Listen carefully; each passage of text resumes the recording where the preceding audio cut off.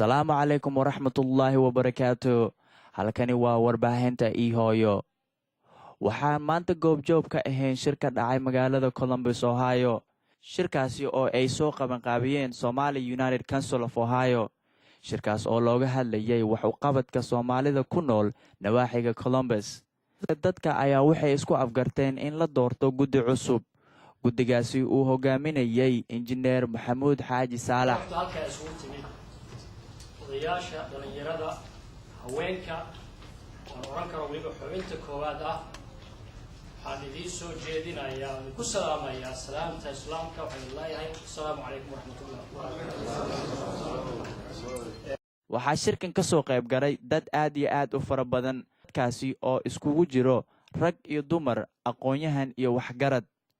Shirkaasi oo ku dhammaaday in la helo midnimo Soomaaliyeed. dhegeystayaal halka warkaa kala socoteena waa ihoyo.com.